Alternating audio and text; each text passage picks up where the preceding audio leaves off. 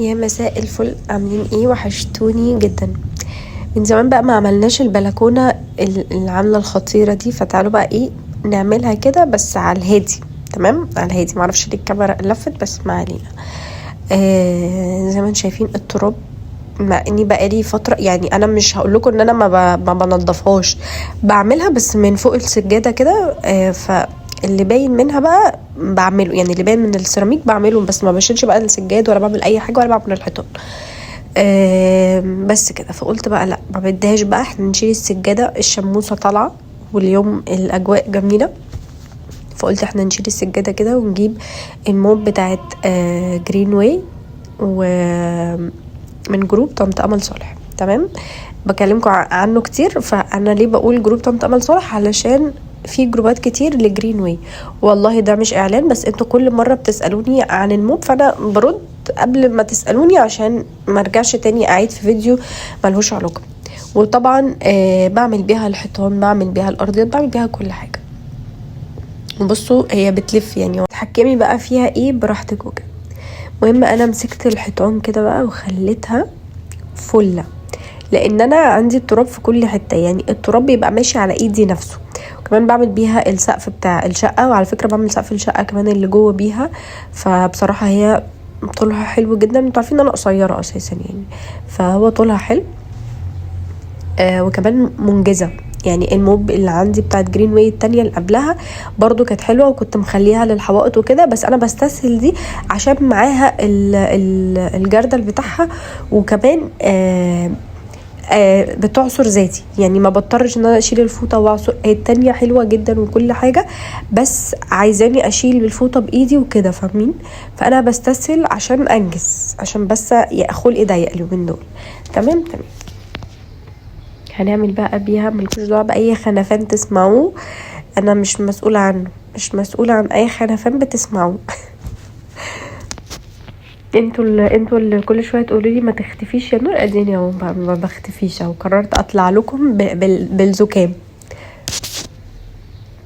عايزه اقول لكم ان هي يعني بعمل بيها كل اجزاء البلكونه والوزر بتاع البلكونه، بعمل كل مكان فيها يعني بصراحه. طبعا بعمل البلكونه الاول، الحيطان الاول، وبعد كده برجع بقى ايه اغير الميه، او مثلا بلم الميه لان بيبقى فيه تراب تاني معرفش بيجي منين. فبيعمل طينه في الارض، هتشوفوه دلوقتي. كمان بعمل بيه سور البلكونه، زي ما انتم شايفين اصلا السور عندي صعب ومفرغ، فالحمد لله بقدر اسيطر عليه. جماعه انا عايزه اقول لكم على حاجه.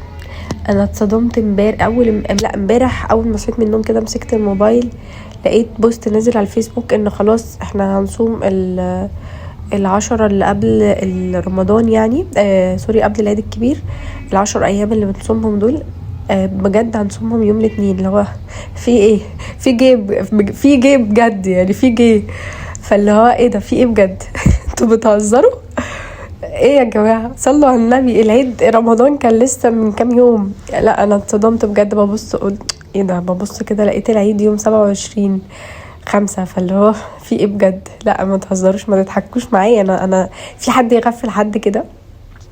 يعني انا كنت زمان بحس بالوقت اللي بين العيد الكبير والعيد الصغير، اقول ايه ده؟ إيه لسه بدري على العيد الكبير، هي طولت كده ليه؟ لكن دلوقتي اقسم بالله لا، انا ما لحقتش، انا كاني كنت لسه صايمه اول امبارح. فكل سنه وانتم طيبين، وعيد سعيد علينا وعلى الامه الاسلاميه كلها يا رب ان شاء الله. ويا رب كده كل سنه نكون مبسوطين ومجبورين الخواطر ان شاء الله، وربنا يكرم كل شخص بالحاجات اللي هو بيتمناها، ويرضيكوا ويرضى عنكم ان شاء الله يا رب. بس كده. فقلت اصدمكم، اكيد انتم عارفين، اكيد انا اخر واحده مصدومه يعني. فالحمد لله، مش مهم، الحمد لله. بس انا كنت حاسه ان انا مش مستعده.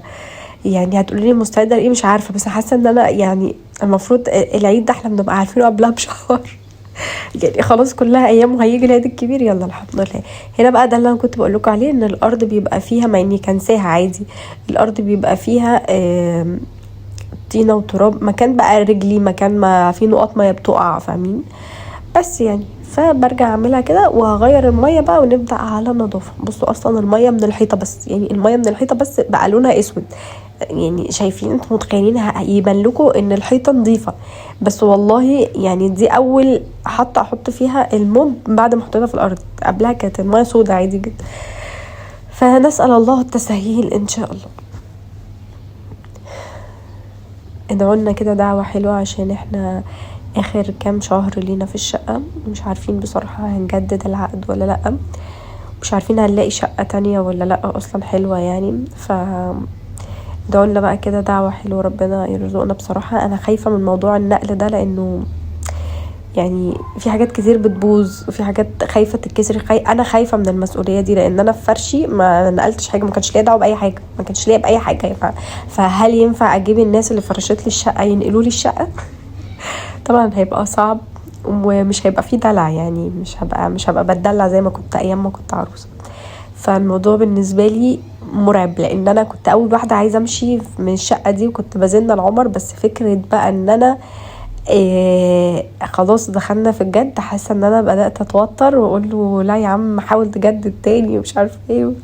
فحسيت ان انا بدات اتوتر. ليه؟ خايفه من المسؤوليه، مش من المسؤوليه يعني، خايفه من ان انا ما اكونش قد النقل، فاهمين؟ خايفه من هدة الحيل اللي هتهدها، يعني ههدها في نفسي النقل طبعا، وهنزل كل حاجه، والموضوع صعب بجد. فادعولي كده ان شاء الله ان انا لو هنقل يعني تبقى دي اول واخر نقله بجد.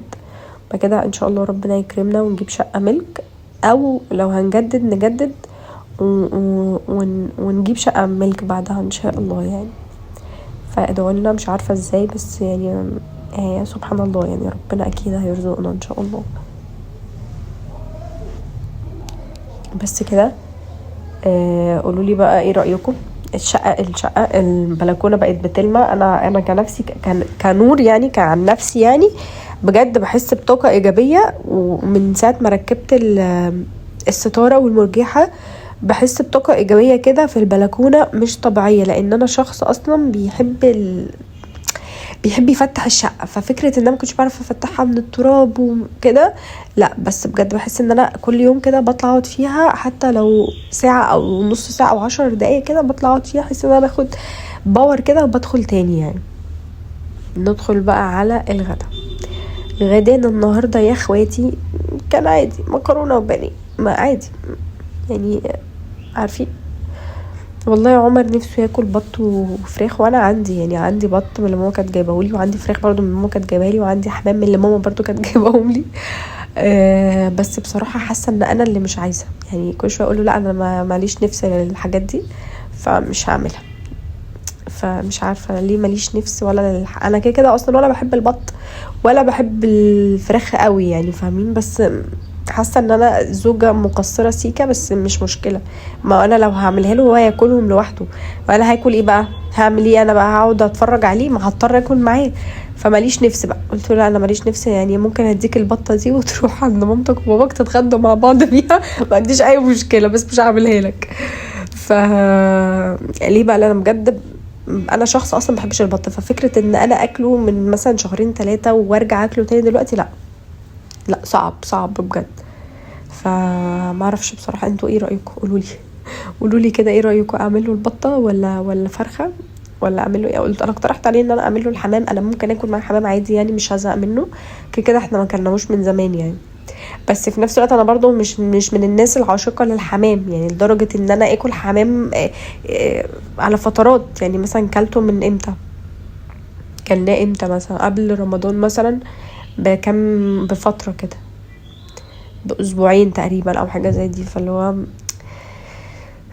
مش عارفه. اقترحت عليه ان احنا نطلع الفسيخه والرنجه اللي سمر جايبه، قال لي انت عندك برد. قلت له ما تشغلش بالك. بس بجد الواحد حاسس ان هو معرفش، حاسس ان هو مش عايز ياكل اكلات تقيله، مش عايز ياكل اكلات. يعني اليوم اللي احنا خرجنا فيه والله جبنا صينيه كده كانت دسمه جدا، هو مشويات بقى وفراخ وكفته ولحمه ومحاشي، فحسيت ان هي تقيله علينا لدرجه ان احنا قمنا كنا دايخين بجد انا وهو من كتر ما احنا الاكل تقيل، فاهمين؟ فمش عارفه. اقترحوا عليا اعمل اكل ايه، عشان خلاص يعني انا النهارده الجمعه مباركه عليكم ان شاء الله، نسيت اقولها لكم في الاول. مش عارفه اطبخ غدا ايه النهارده. انا عماله اقنع نفسي ان انا اقوم اطلع الفسيخ عشان يفك لحد بالليل، بس هو مش مقتنع. انا عن نفسي ما عنديش مشكله ان انا اكل فسيخ ورنجه وانا عندي برد، عادي جدا بالنسبه لي، عادي. بالعكس ده هما هناكل بصل بقى، فالبصل هيطرد البرد. مضاد حيوي يا جماعه، في ايه؟ البصل ده مضاد حيوي، الفسيخ اساسا مضاد حيوي. طبعا الناس اللي ما بتحبش الفسيخ دي تدخل لي الفسيخ مضاد حيوي. طب والله ما بهزرش، البصل مضاد حيوي بجد. فانتوا اقترحوا عليا كده وقولوا لي، عشان حاسه ان انا هطرد من البيت النهارده، هيرجع مش هيلاقي غدا. المهم جبنا الريتش باك. وليه بقول الريتش باك؟ عشان في واحده كتبت لي مش قادره انساها لك، ما تقولي اسمه بقسماط، ايه الريتش باك ده يعني؟ حبيبتي انا ما بقولش ريتش باك عشان هو البريدنج نفسه اسمه ريتش باك، هو اسم الشركه ريتش باك. مش عايزه افاجئك اقولك ان الفيجيتار نفسه ما اسموش فيجيتار عشان البقسماط اسمه فيجيتار، او عشان الشركه تبع فيجيتار، او اسم المنتج نفسه فيجيتار. فاقول براحتي يا ست الكل، انتي متضايقه ليه يا كتكوته يا بطبوطه؟ انتي عادي، انا بقول انا بجيب ريتش باك. هو اصلا اسمه بقسماط بقى، مش هنختلف، مش هقولك ان انتي بتقولي ايه وانا بختلف معاكي، بس انا حر، انا حر، لا اله الا الله. المهم جبت بقى البيضه، هم مش مستاهلين، هم 4 قطع بانيه. والله لو احلف لكم، عشان بس اللي هتكتب لي 4 قطع بانيه انتي وجوزك، لو احلف لكم ان انا كلت الطبق بتاعي على 3 ايام مش هتصدقوني. وده مش عشان حاجه، انا هقول لكم ليه في اخر الفيديو. جبت بيضه تمام، وانا جوزي اخره هو هياكل الحتتين بتوعه وهيقوم، فمش عايزين وجع كلام، مش عايزين وجع دماغ في الموضوع ده كتير، مش نقعد نشرح ونعيد ونزيد. المهم ماما لما كانت عندي قالت لي ايه، ما تحطي البيض على البانيه عادي، يعني انت ليه بتحطي وما تحطيه؟ قلت ايه ده ينفع؟ انا عارفه ان هي شفتها قبل كده، يعني شفتها في حد عاملها قبل كده، بس حسيت انه انا لا، مش حاسه، يعني مش حاسه ان هي هتبقى متماسكه مع زي ما احنا بنحطها في البيت. بس لما جربتها ماما هنا في البوفتيك طلعت حلوه عادي سهله. لما كنت مصعبه الموضوع على نفسي ليه، واشيل بالواحده واعمل بالواحده، وايه ده ايه ده، الدنيا سهله اهي. المهم يا ست الكل، البريدنج تمام، بلاش الريتش باك، البريدنج عشان يمسك كتير او ايه لو جات لي صوت، يمسك كتير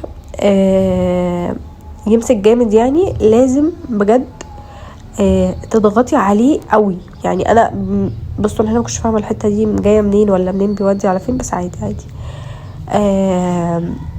المهم يعني هنقعد بقى بضغط عليه كده عشان يكون متماسك. هو يبان لكم ان انا مش بضغط، بس بضغط شويه عشان يتماسك شويه كده في البيض تمام. وجربت ان انا اعمله من غير بيض، حسيت انه متماسك عادي. ما احنا ليه ما بنعملوش من غير بيض؟ مش فاهمه. بس بصراحه في حتت فيه اتشالت، بس انا هقول لكم ليه، يعني انا هقول لكم ليه لما اوصل للحته دي. المهم انتوا جاهزين للعيد الكبير ولا زي انا؟ حاسه ان انا ولا جاهزه ولا مؤهله، يعني حاسه انه الاتنين دول، يعني انا مش عارفه ولا جاهزه ولا مؤهله بصراحه.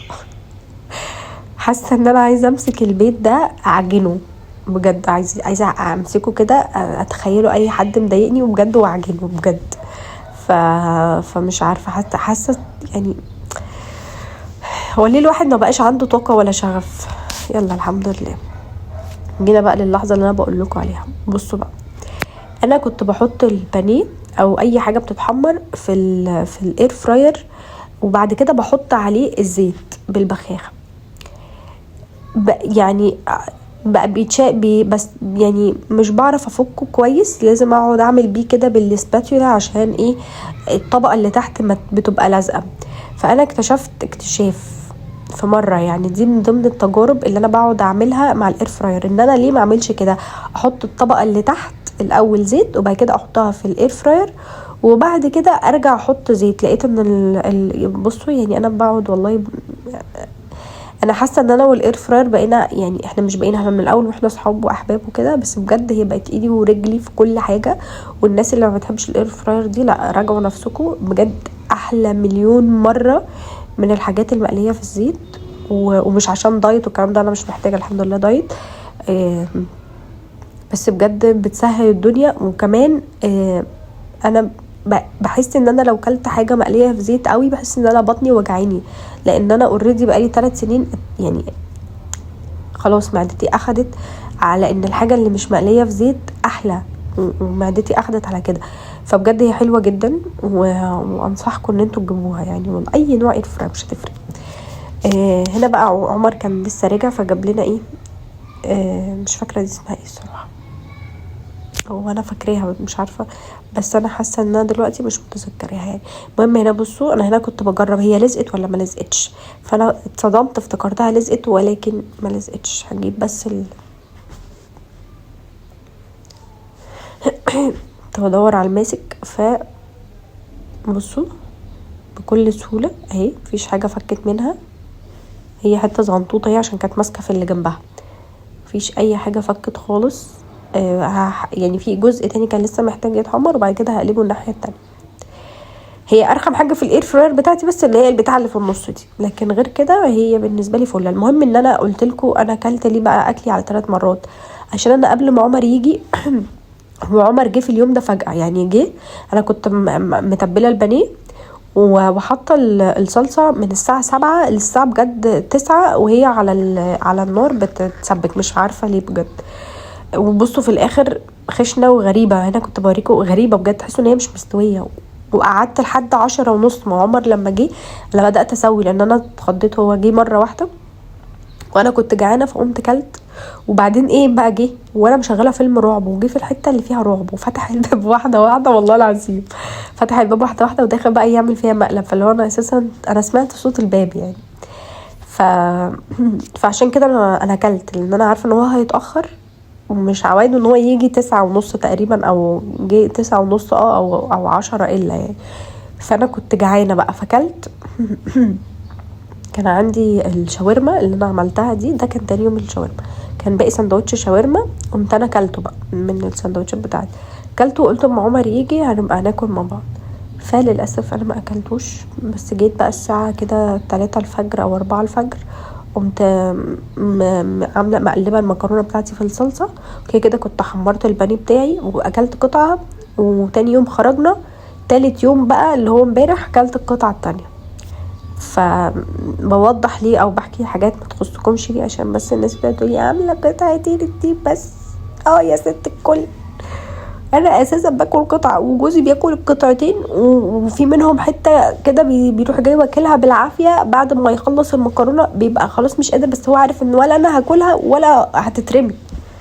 فصباح الفل، اعملوا على قدكم، انت عارفه بيتك ماشي ازاي اعملي، ومالكيش دعوه تشغلي دماغك بحد، مش عشان انا بصور او ليا مثلا محتوى اروح اجيب لك ديك رومي واسويه واصورهولك عشان حضرتك تتبسطي، فانا اهدر اكل واعمل اكل ولا انا ولا جوزي ولا حد هياكله، غير لما بيبقى عندي مثلا عزومه عندي ناس كده فاهمين. بس كده ف حطيت له برضو مخلل كده، قلت نفتح نفس الراجل، نفتح نفسه بس كده. مش عارفه المخلل ده عندي بقاله كتير قوي مش راضي يخلص ليه، معرفش، اول مره ما نخلصش مخلل بسرعه كده. وده كان الفيديو بتاعنا وبس كده، سلام واشوفكم في فيديو جديد.